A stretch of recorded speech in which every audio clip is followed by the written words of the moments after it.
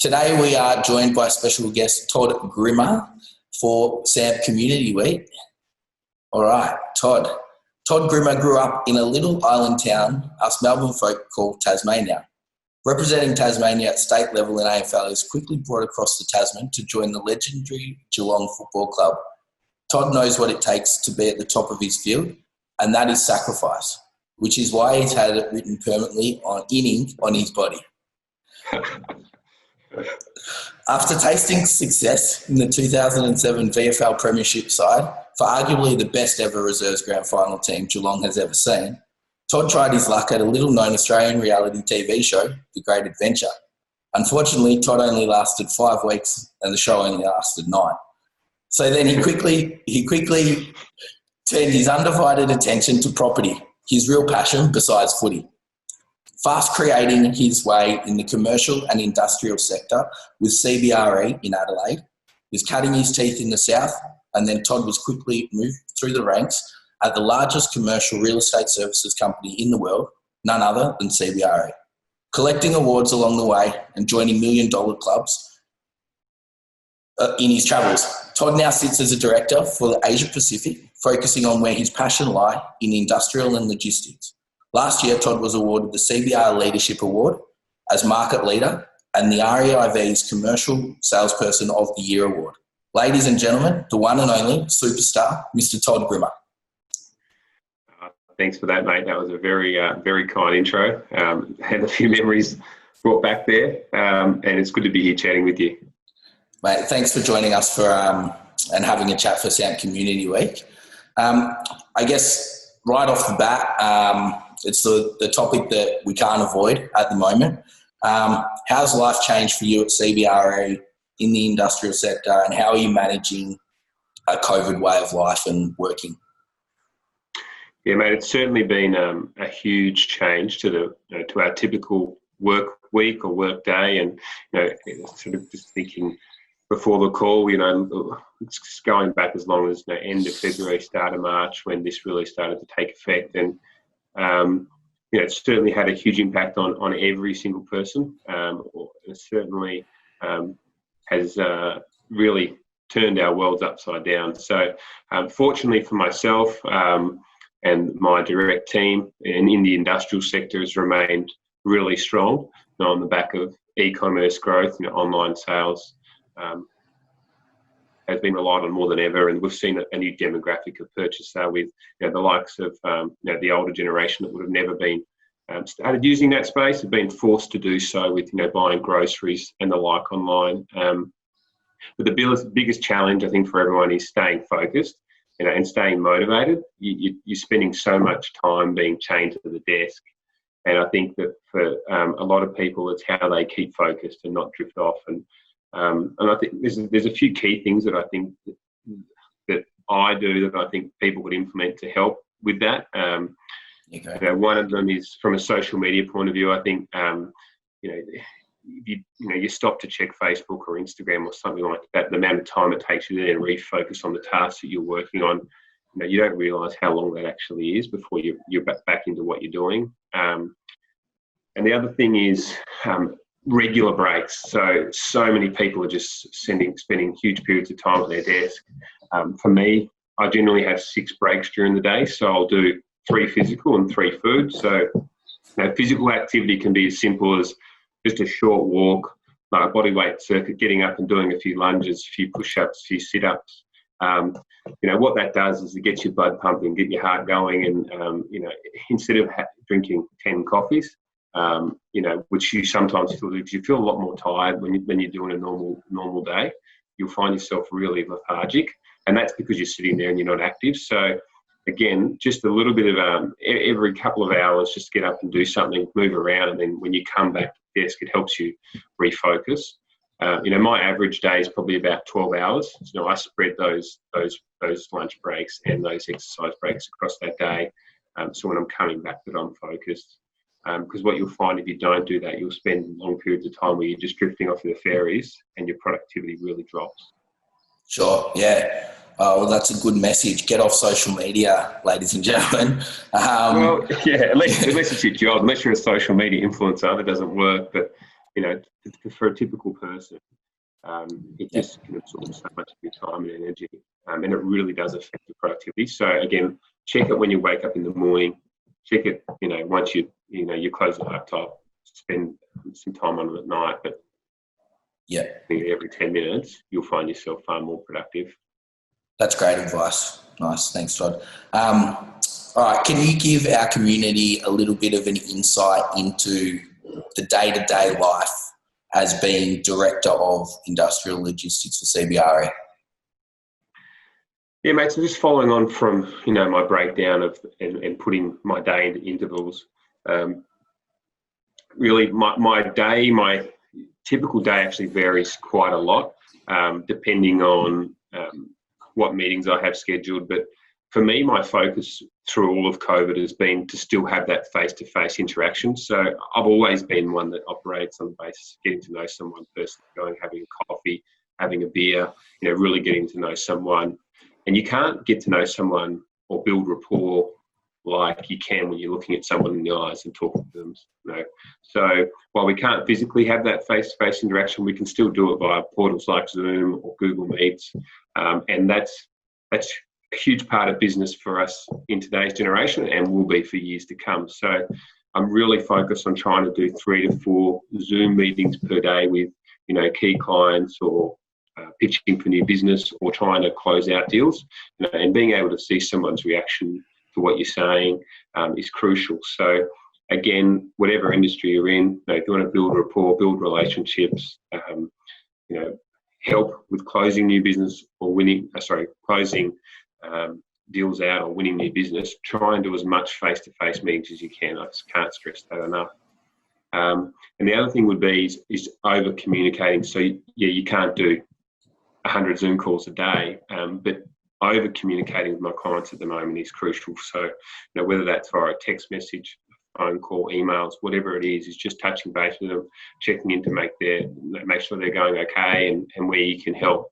When markets get tough and things get tough, people look to the professionals, like us, to guide them and help them through these times. So it's just, you might not have a reason to call someone, but just pick up the phone and say, "G'day, how's it going? How's the family? Is there anything I can do to help?" And you'll be surprised how much you can generate from those conversations. So, my average call pre-COVID was 5 minutes. So I'm always about productivity and getting through my day, getting as much done in my day as possible.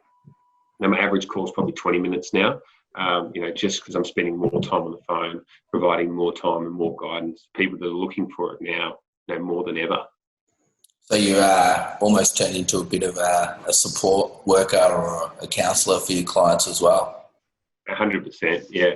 And while, it can be frustrating at times because you're just absorbing so much of your day and maybe it's affecting your productivity, I guarantee you when we come out of this, those people will remember that and you're forging even stronger relationships than you already did, or you're building new relationships. And I still remember I started my career back in Adelaide in 2008, March of 2008, and it was just after the GFC hit. Just before the GFC hit, and within a few months of me starting my career, 30% of the workforce at CBRE had left, and it was really tough times there for 2, 3, 4 years leading that, and I built really strong relationships with groups because you were there for them to help them when they needed it the most. That I've still got to today. So same rule applies now. Yeah, fantastic. That's some more great advice. Okay, so you've achieved so much in your short career. You have a gorgeous wife. You've won a VFL flag. But is there one achievement in your business acumen that you cherish most above all? Well, there's not really one that stands out. There's been a lot of good things along the way. In my 12 years at CBRE, the most rewarding thing for me is just seeing the growth and success of our industrial business.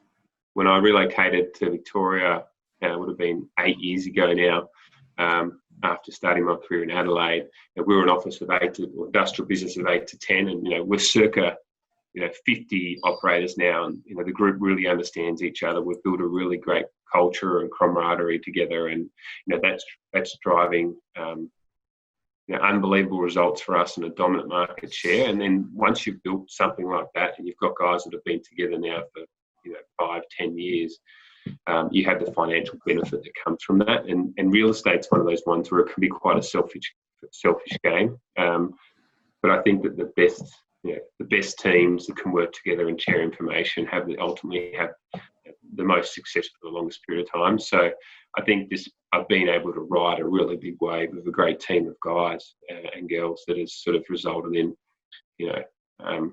being in the position that we are today with a really dominant market share and good financial success.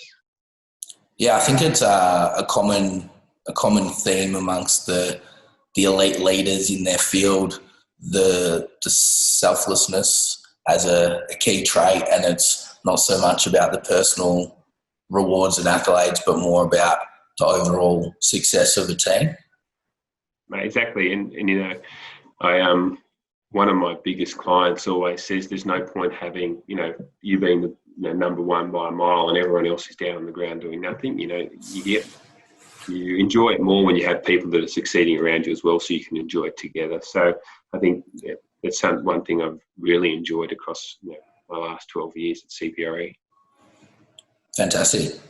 So I guess it's hard for there not to be negativity around the industry at the moment, and there's a lot of doom and gloom reporting in the media and a lot of speculation from so-called experts. Property values being slashed, offices empty and may never return back to their previous usage. What are your thoughts around this? What trends are you noticing? What can you tell us that may not be reported in the mainstream media? Yeah, mate, it's certainly a huge talking point. And I think we're going through a massive transition phase. Look, I personally don't think office will ever return to the way it was. COVID has forced businesses to adapt, set up home offices.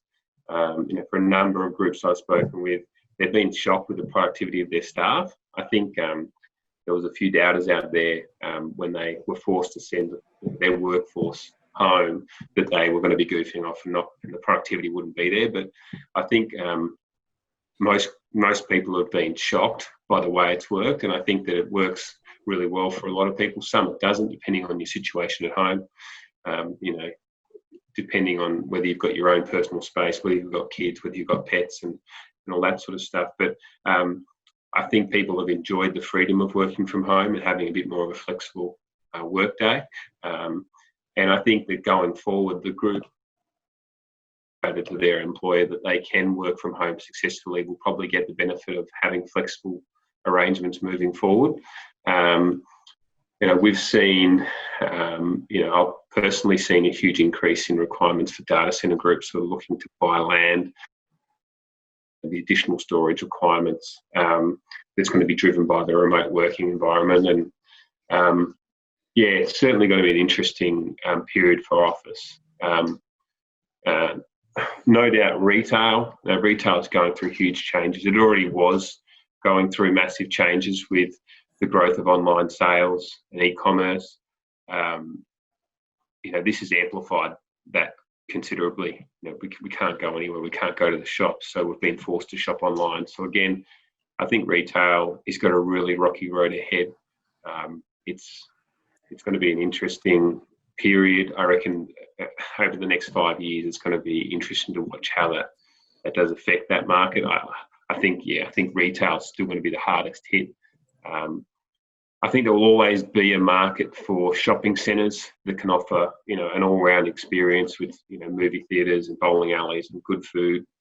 So it sort of becomes more of an experience than going to a strip retail shop like a bulky goods type centre.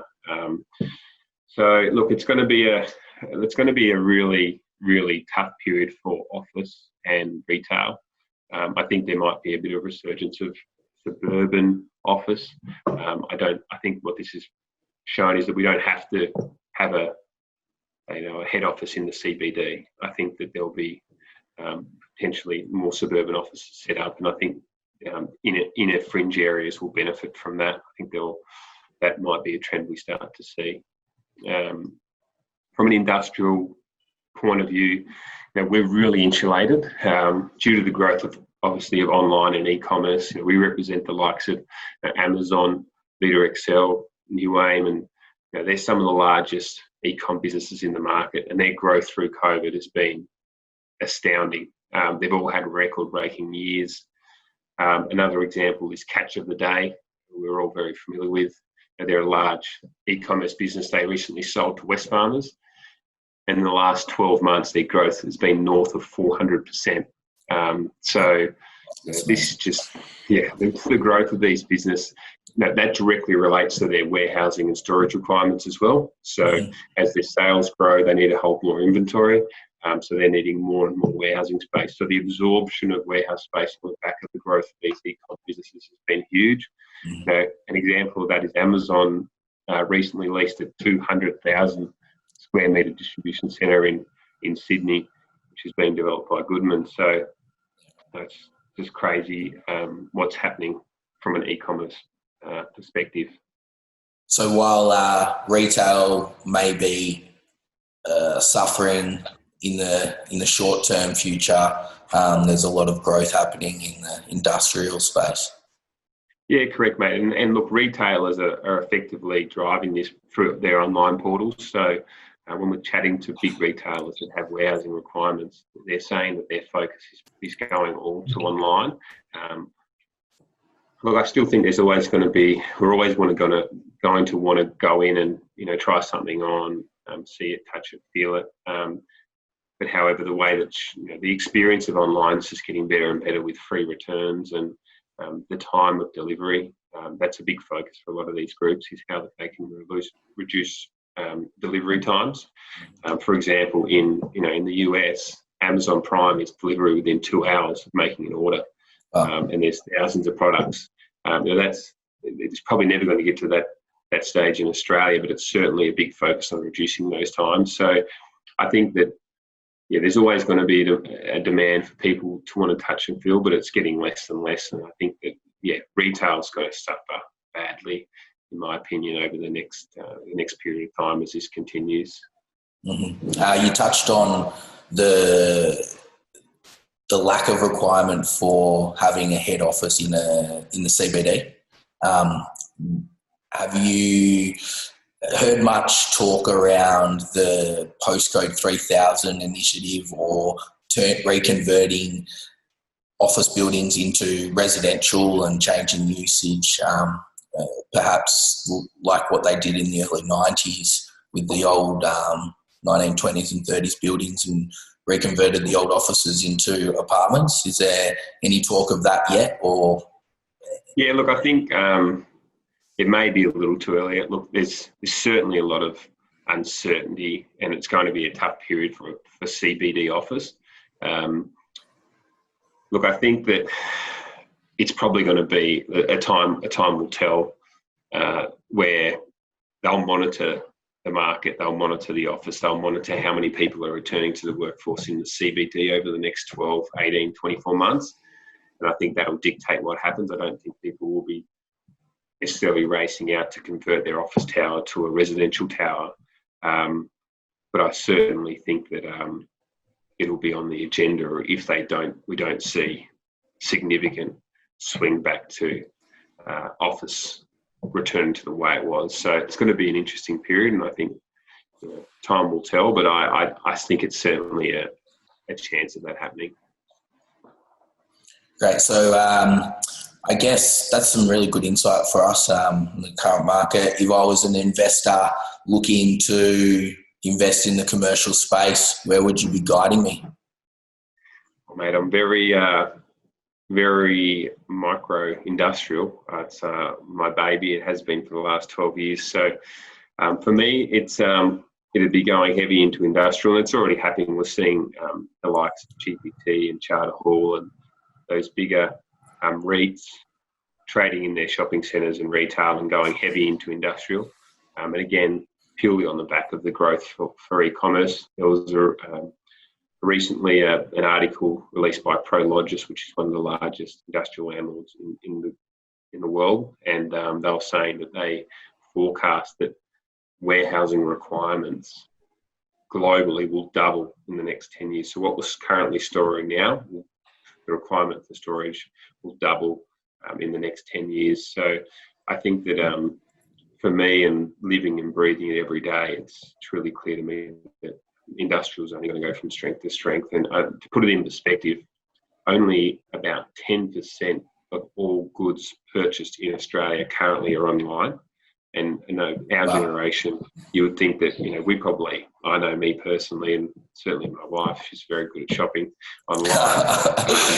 I feel like it'd be north of 50%. But to put, when you think about it, there's currently only 10%, and that's across everything, including groceries, where typically people want to go and touch and feel the fruit and look at the veggies before they buy them. But when you're seeing only 10% of goods sold online, and where that's going to go in the next 5, 10, 15, 20 years, it's really a no-brainer for me on that. Yeah, it makes perfect sense. I guess we'll finish with one final question, maybe more on a personal level. What is on the horizon personally for Mr. $2 Million Club himself? Business, life, goals, dreams over the next, 5, 10 years? Yeah, so, business-wise, it's just, to have consistency and constantly performing year in, year out, which is something I've really prided myself on. I've had 10 years of year-on-year fee growth, so a decade now of year-on-year fee growth in agencies, where generally speaking you can have good and bad years depending on the market. So that's something I've really prided myself on, to have that consistency to turn up and do it year in, year out. And for me, is this year's going to be more challenging than ever than to beat my 2019 numbers with what's happening in the market. But for me, that's a huge goal and a huge target. So I'm more focused now than I've ever been, and I understand I've got to work now twice as hard as I did last year to make the same amount of money. So certainly from a business perspective, it's just cracking in as hard as I can, and trying to make the most of every day and every minute with my productivity. And personally is starting a family. So my beautiful wife, you mentioned earlier, she's pregnant, so we've got one on the way. Congratulations. Thank you, sir. So, hopefully a couple more to follow that. So, growing a family is something I've always wanted to do, and finally at a stage in my life where I'm in a position where it's the right time to do so. And, other than that goal, like a goal or a dream I've been working to, is just to be able to retire at a young age where I'm, still young enough to spend time with your kids, your family and your friends, and, not be working the 9-to-5 grind forever. So that's really it. Awesome. Well, I'm very grateful for you taking the time out of your busy schedule today to share your story with the SAMP community for Community Week. And wish you all the success in the rest of the year and onwards. Thanks, mate. Appreciate it. No worries. Take care.